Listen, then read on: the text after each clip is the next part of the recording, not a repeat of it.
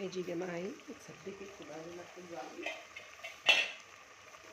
هعمل ايه؟ انا طبعا رجعت الباميه الفريزر تاني علشان على ما الطماطم كانت هتتسبك كانت ممكن تسيح مني. انتوا عارفين ان هي ما ينفعش تفك يعني.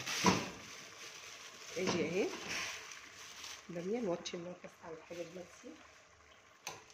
دول معانا.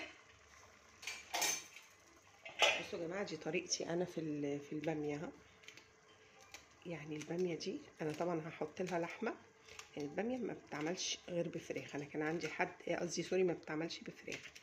كان عندي مره حد ما كنت عامله فراخ وكده، وكان عندي حد طلب باميه فطلعتها بسرعه من الفريزر. كنت عازمه حد يعني، فقال ان هو عايز باميه. طبعا ما كانش عندي لحمه ساعتها فعملتها بالفراخ. لا مش حلوه. طبعا الباميه يعني لحمه، مش شرط بقى لحمه ضاني. اللحمه الضاني سعرها طلع قوي. بصوا انا حطيت اهو فلفل. تمام.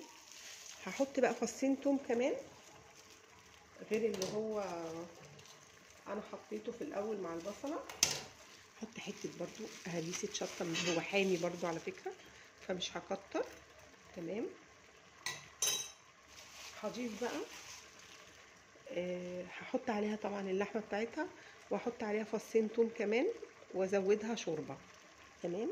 خليكم معايا اهي يا جماعه. انا زودت لها الشوربه بتاعتها وظبطت الملح. تمام. وحطيت لها اللحمه بتاعتها. لازم تبقى لحمه سمينه، طالما مش ضاني تبقى سمينه. بس هسيبها كده اهي. هوطي عليها بقى النار عشان تستوي حلو مع نفسها. جربوا الطريقه دي وما تنسوش اللايك والاشتراك والشير ان شاء الله. وان شاء الله باذن الله هتعجبكم جدا الطريقه بتاعتي دي. بعد كده بس تاخد غلوتين لو انت حابه يعني. تاخد غلوتين. تكوني مسخنه الفرن قبلها بتلت ساعه. معلش عشان كان الاذان. زي ما قلت لك هتجيبي برام. الفخار ده لو عندك، مش عندك اي صينيه جرانيت، تكوني مسخنه الفرن قبلها بتلت ساعه، بربع ساعه، بنص ساعه، حلوه قوي. وقومي عاملاها في الفرن هتديكي ريحه حلوه قوي مع البرام.